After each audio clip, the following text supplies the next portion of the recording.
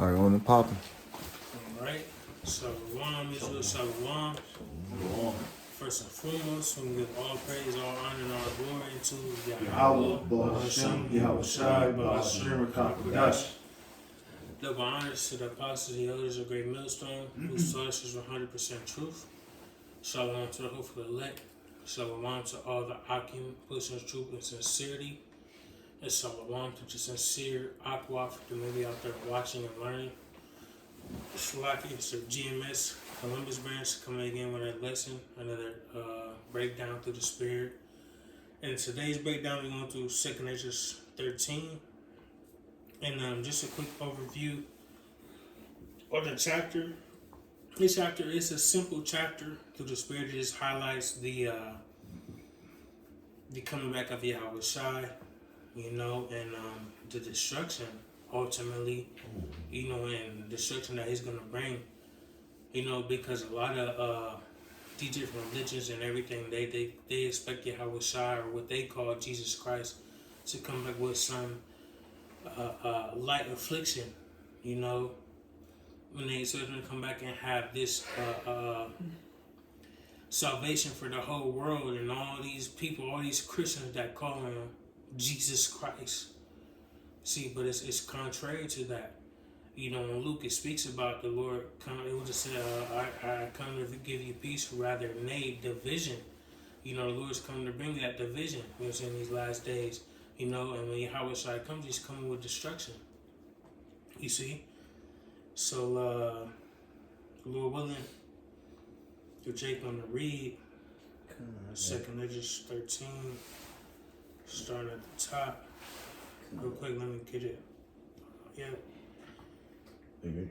Yeah, I'm ready. Come on, 2 Esdras 13:1. And it came to pass after 7 days, I dreamed a dream by night, and lo, there arose a wind from the sea that had moved all the waves thereof. So pretty much, it's a continuance from the 12th chapter. All right, and Esdras, he was at this point completing the fast. He's back eating, he's back, and he's about to receive another vision. You got it? It says, verse 3, And I beheld, and lo, that man waxed strong with the thousands of heaven. And when he turned his countenance to look, all the things trembled that were seen under him.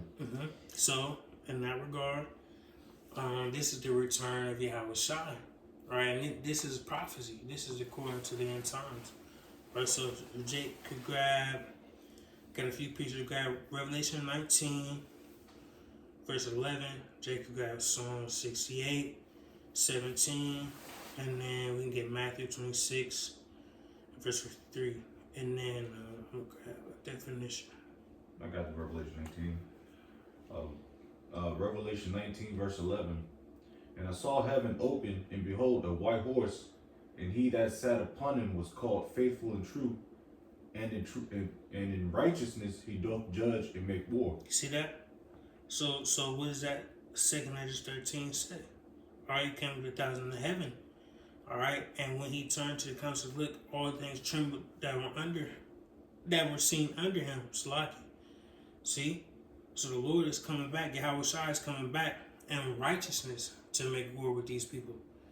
All right, all these people that are in the midst of all these heathen, that are in the midst of this world, running this government, okay, having authority, all right, they're going to look to Yahweh Shai and tremble, all right, because they know he is the one.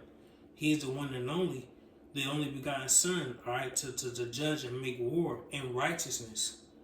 You see?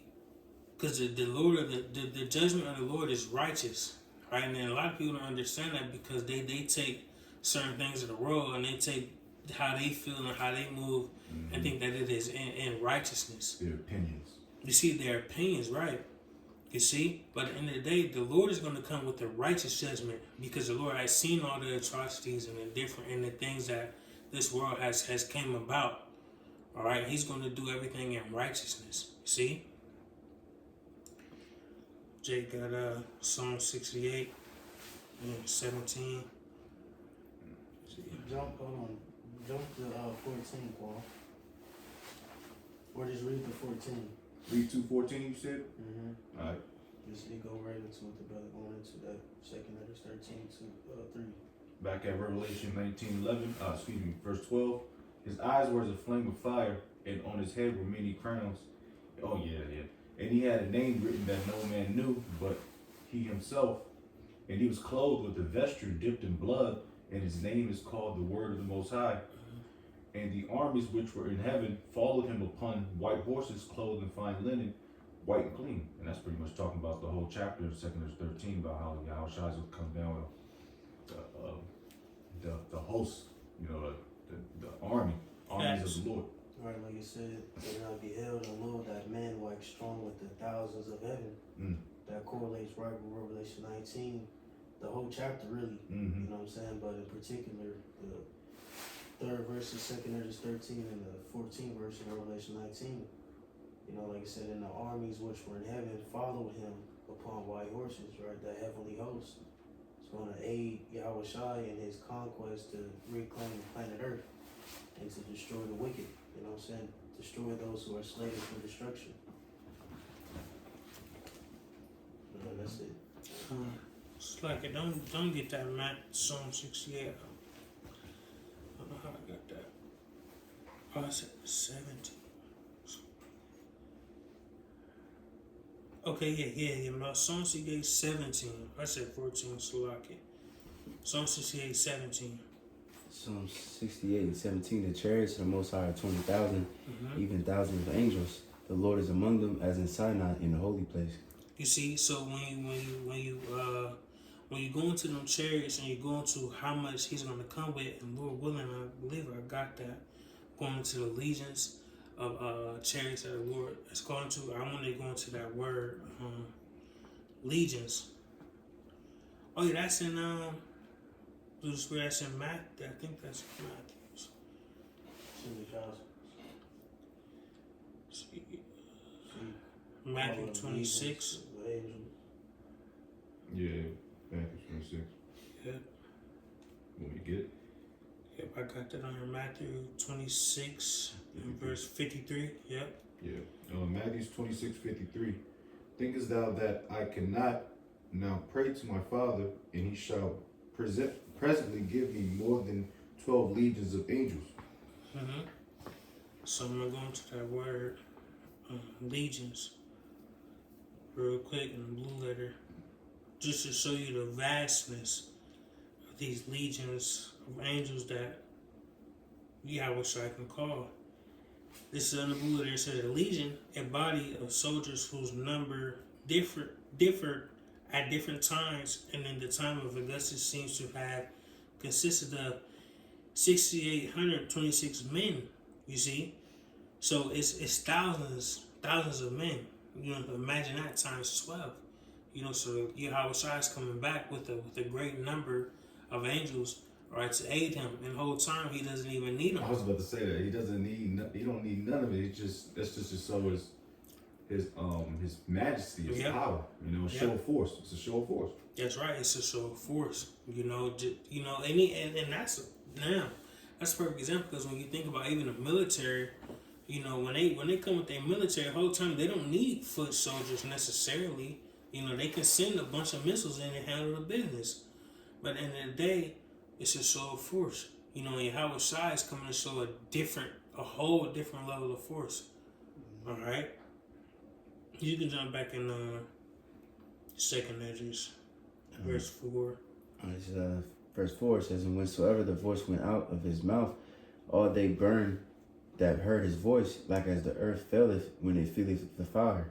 Right, so that's simply going into, it doesn't mean that, you know, Yahushua is going to come and breathe fire out of his breath. You know, it's gonna come through chariot fire. You know, Yahushua is gonna send a great fire burning this place, all right, along with also the thermonuclear missiles that are gonna be fired at any days as well. All right, you got it. Verse 5. It says, and after this I beheld, and lo, there was gathered together a multitude of men out of number from the four winds of the heaven to subdue the man that came out of the sea. See, so what is that going to? It's going to these other nations trying to fight against the Lord. All right, because all these nations, while they're going to be in the midst of World War III, fighting against each other, these other nations are going to gather and fight against Yahweh Shai. All right, his multitude of angels. All right, but through the Spirit, we know this is going to be a flawless victory for Yahweh Shai. Okay, but these people are going to think that they have enough firepower and enough ammunition in order to fight against Yahweh Shai. Yeah. All right, and you got it. Oh, sorry, quick one. Yeah. Just since you, Real quick, my fault. So, like, I just Yeah. add one more point to verse 5 because, you know, you had a time, I forgot who said it, but I think it was some Israelite niggas. They said that Yahweh was going to come out the actual sea. You know what I mean? But that's talking about the heavens. You know, Yep, the and I got Shemayim. the precept on that too. oh yeah. I got Genesis 1:6. Yep. Yeah. Yep. I got a precept too. Alright, I got quick. I'm just gonna go quick. It's Joel 3:2. I will also gather all nations and will bring them down into the valley of Jehoshaphat or Jehoshaphat, and I will plead with them, which means judge. Therefore, my people and for my heritage Israel, whom they have scattered among the nations and parted my land. So the Lord's gonna gather all these punk ass nations, including Israel. All right, because this is for the Lord's elect, and he's gonna, and this is when Yahweh Shai is gonna get busy. All right, while we're in the midst of World War III. All right, Keisha down there, Jerome down there getting busy. Then that's when Yahweh Shai is gonna break the party up, and they're gonna, which is gonna go into 2nd Esdras 13. Yeah, and real quick, because in that verse it speaks about subdue. You see what it say? It said, "Of this I beheld, and lo, there was a gathered multitude of men out of number from the four winds of heaven to subdue the man that came out of the sea." And we'll go into that sea in a second. But just real quick to get the definition of subdue, it says subdue, just an overview. Subdue means to bring under control, conquer, or quiet something through force, influence, or willpower. And these people are going to try to use their force and their willpower to subdue, to bring Yahweh Shai and his angels down. Okay? But we know, of course, it will not work, and to one bit. All right, and then that sea, you know what I'm saying? Because when you go to Genesis, all right, you go into the creation of earth in general. Let's get it, Lord willing. Get Genesis. I got a precept for you real quick though. You got it. Go ahead. It's Revelation 12. We read start at 7. It says, "And there was war in heaven. Michael and his angels fought against the dragon." It's like, and there was war in heaven. Michael and his angels fought against the dragon, and the dragon fought and his angels. Right. And this, for reference, this isn't a prequel, because Christians use this scripture. They say this was a prequel on how Satan got to earth. You know, the heavenly war and all that shit. No, this is prophecy concerning, you know, the heavenly hosts spearheading with Yahweh Shai fighting against the dragon and his angels. All right, you know, because who's the dragon referencing ultimately Rome, which today is Babylon the Great, America. All right, and his angels are, you know, his fighter jets, you know, his chariots or his vehicles that he has in the heavens, you know, where that could soar the heavens, soar the skies. You know, like the brother going into, they're going to try to subdue Yahweh Shai. But as a reason, verse 8 says, "And prevailed not, neither was their place found any more in heaven," right? So they're not going to prevail. See? That's it. Come. And then reading in Genesis 1, I'm reading verse 6. I'm reading NLT. It says, "Then the Most High said, let there be space between the waters to separate the waters of the heavens from the waters of the earth." You see? So there's a separation. You see? And you've been seeing a lot of people speak about that lately. The separation between the waters on the earth and the waters in the sky.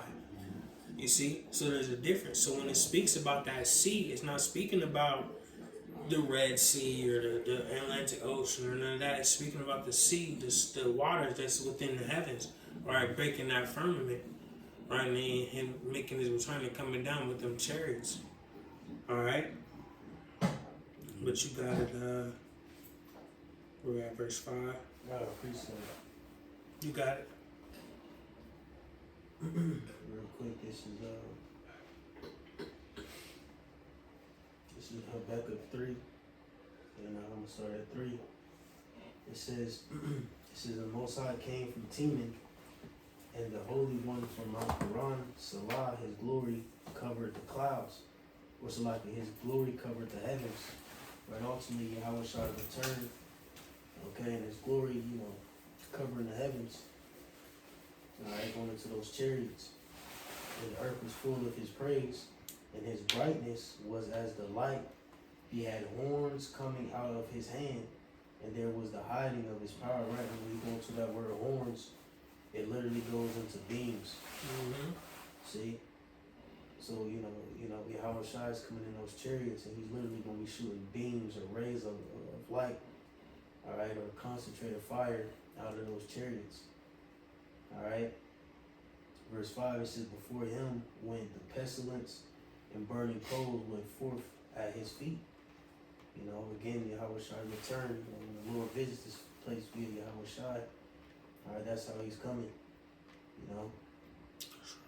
That's it. You have verse 6. So Alright, it says, but I beheld, and lo, he had graven himself a great mountain, and flew upon it, Right. upon it. So that's going into the chariot that how Yahweh Shai is coming into. It's not speaking specifically about a direct mountain. Right, it's going to Yahweh Shai, because when Yahweh Shai returns, it's going to be so great, and it's going to cover the multitude of the sky. You're going to be like, damn, what is this? You know what I'm saying? So it's going to that chariot that Yahweh Shai is going to come up on. It's like that. It's like that film Independence Day. Mm-hmm. Remember when that big ass pilot ship came and it covered her and everybody was in awe and started bugging out. Matter of fact, we did do a lesson on that. Yeah, we spoke about that. Mm-hmm. Showed the video and everything. Yep, you got it. Verse 7. It says, but I would have seen the region of place whereout the hill was graven, and I could not. And after this I beheld, and lo, all they which was gathered together to subdue him were sore afraid, and yet did fight. See, so when these nations are gathered together, all right, mind you, we're when Yahweh Shai comes, we're going in the midst of a heavy World War III. All right, all these nations are going to be in the midst of fighting within each other. All right, we're seeing that now. Nation rising against nation, kingdom against kingdom. Matthew 24th chapter. All right, this is happening right now. And of course everybody will say, okay, it's been happening, but it's happening heavily right now. And like I speak about as well, prophecy happens in manners where a lot of people cannot understand. People will see all these wars and different things going on and think because they die down that it's not leading to something greater. All right, a lot of these wars that are going on right now has been brewed up for years and years and years and years. All right, so we're in the midst of a lot of wars and a lot of things going on right now. You see, so dealing with these things, right? These people are going to be fighting amongst each other, okay? And when Yahweh Shai comes back, they'll be like, damn, we got to get together and fight against this force. What is this force that we're fighting against? Okay? And they're going to turn their arrows and try to fight against Yahweh Shai. You see, and try to fight against his chariots and his angels. All right? Why do you think they create the Space Force? Mm-hmm. To monitor the skies higher than the Air Force. That's right. You see, they put all these things in place for a reason, and I've been getting many articles that are going into these UFOs and different things. It's a reason why they're getting these sightings. It's a reason why they're seeing these things. Right? It's a reason why they're speeding up certain things. Right? This prophecy is speeding up. And I just listened to the spirit on that H virus that's going on around right now. Mm-hmm. These things are happening at a rapid pace. All right, that H virus is going to overshadow that Iran situation real quick. You see, just like every other situation, they send something else to overshadow the one situation. You see, but if you're using discernment and peeping what's going on, it can't be overshadowed in your mind, because we know through prophecy these certain things have to come to pass. See, but you got it, verse 9. Real quick news update. 4 hours ago, the New York Times, Pentagon released its file on UFOs.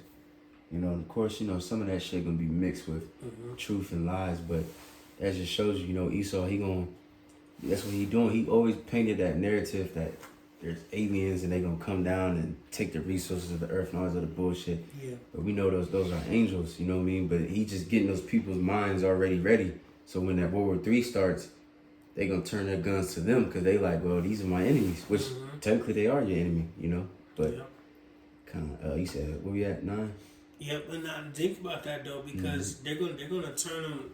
What they're gonna do is they're gonna turn their arrows to them. The whole time they're gonna still have a lot of people on their side because they think they're fighting for the humanity. They think they're fighting for the community. They think they're fighting for the world.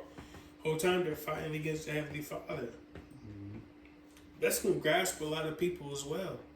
You know, a lot of people gonna come to realization. This is Yahweh Shah. He coming to them chairs that them Israelites are speaking about. But then they're gonna be a lot of people that will be able to say, "Damn, our people are fighting. We're gonna win this war." Nah, nigga, you're not gonna win this war, man. That's over with. You know, but you gotta select. It says, and lo, as he saw the violence of the multitude that You read came. the verse 11, select. You can read through the verse 11. Oh, okay, gone. Yeah. It says, and lo, as he saw the violence of the multitude that came, he neither lifted up his hand, nor held sword, nor instrument, nor any instrument of war.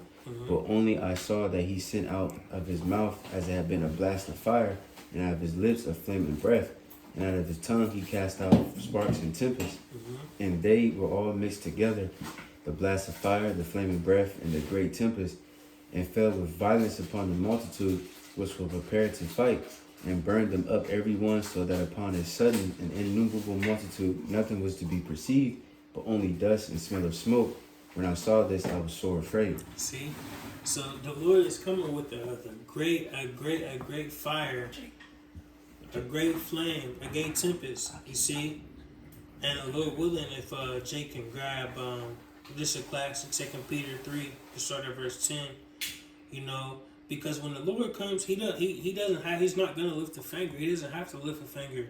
He doesn't have to break a sweat. He doesn't have to even wield a sword, a literal sword or nothing, to come down there and subdue and take over these nations. The Lord is going to come with his chariots and rain hellfire on this place, man. You see, these people's own nukes are going to be falling within on themselves, or in destroying this place, man. You see, so at the end of the day, Yahweh Shai doesn't have to come and do nothing crazy. All right, he's going to send that concentrated heat, in which that 2 Peter 3 is going to go into that fervent heat. That's what I want to go to, that fervent heat. You know what I'm saying? Melting the elements. The very elements that we breathe in, the very elements that we are going to be melted. See? I got it. Yep. But it's the principle, you know, it's the principle. You know what I mean? Facts. You can send me to do the shit. You feel me? Whole camp of Columbus can just knock this whole place out, Man. Through the Spirit. 2 Peter chapter 3 verse 10. But the day of the Lord will come as a thief in the night, in the which the heavens shall pass away with a great noise, and the elements shall melt with fervent heat. The earth also and the works that are therein shall be burnt up.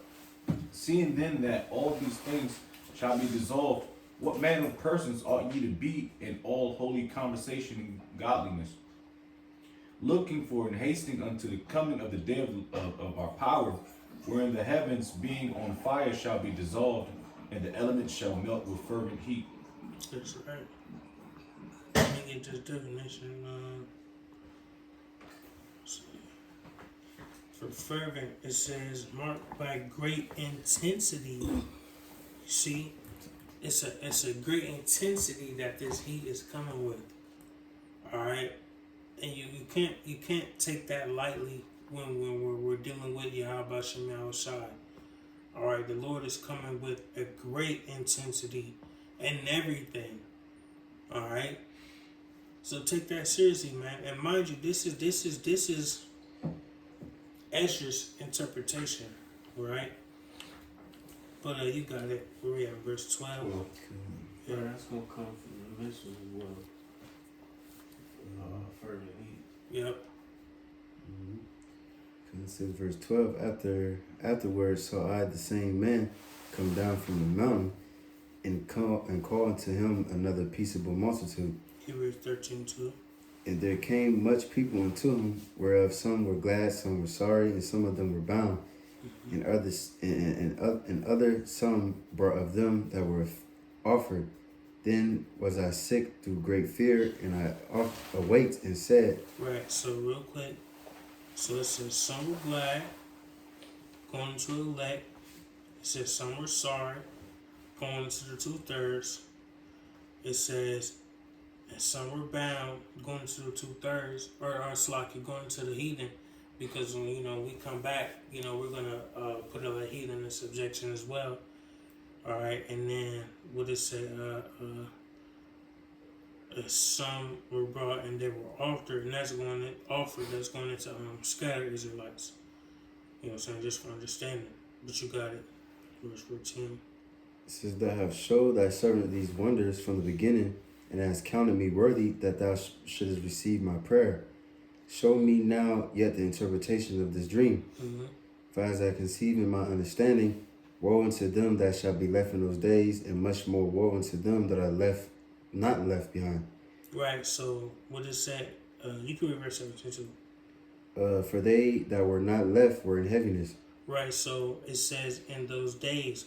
All right, that's going into 7 AD when 70 AD when Hawashai was on the scene.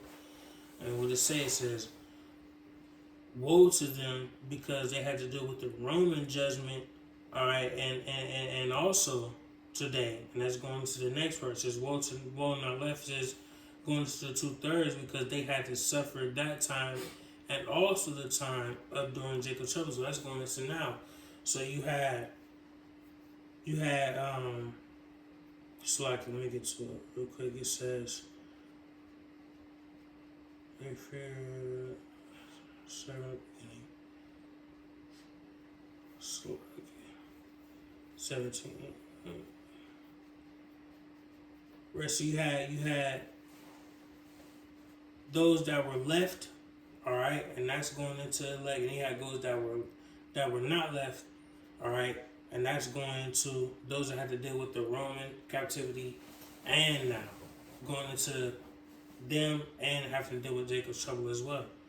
You see, so a lot of Jake, them 2/3, they had to deal with all that shit and go through that captivity and be left behind and feel like pieces of shit, and now they have to deal with today's trouble as well. You see, but just like the Lord told us, the elect, when we go through the shit, while we're gonna go through it, all right, we're gonna be delivered out of it. We're gonna be cool in the midst of these things, all right. We say in Isaiah, we shall eat and they shall starve. We shall drink and they shall, you know what I'm saying? They shall thirst, you know what I'm saying? So we'll be cool in that time, but these people, they're gonna have to deal with all these different captivities and all these different problems in a heavier manner than we will. But where we at? Verse 8. You gotta read that again to the spirit. Which one? Cause I'm gonna break that up. Another part of understanding on the 16. Verse 16 you got? It says, For as I conceive in my understanding, woe unto them that shall be left in those days. Woe, because you're gonna get the understanding as you read down. But you got it. Woe unto them that shall be left in those days, and much more woe unto them that are not left behind. Mm-hmm. For they that were not left were in heaviness. Right, so you got those that were left and those that were not left. Again, those that were left were the elect, and those that were not left behind, all right, to see what's going to come down the pipe, all right, are going to be in more heaviness than those who are left. Mm-hmm. Keep reading, Salaki. It says, Now understand I the things that I laid up now understand I the things that I laid up in the latter days, which shall happen unto them and to those that are left behind. Now understand I the things that are laid up in the latter days, because you got to remember, Ezra's seen the things that pertain to the destruction, pertain to Jacob's trouble, and to things that pertain to the kingdom. So he's on the flip speaking on the behalf of those who are left, because those who are left, they're going to be in sorrow, but they're going to receive a reward Right. at the end. That's why it says woe unto them that are not left behind, because those who are not left behind are going to die and they're not going to be able to see. You know, they're not going to go through the perils and the destruction and you know, endure everything until the end to receive the reward. Right, let's go to that towards the end. Yeah, Kind of. you know what I'm Yeah. So, but you know, when you dealing with that 16th verse, you got to read through it down there. You know what I'm saying? To get the whole understanding. You know what I'm saying? Connect the dots.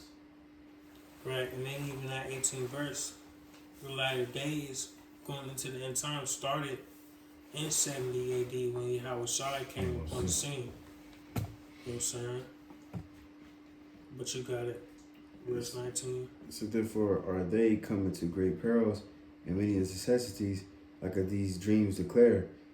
Yet is it easier for him that is in danger to come into these things than to pass away as a cloud out of the world, and not to see the things that are happening in the last days.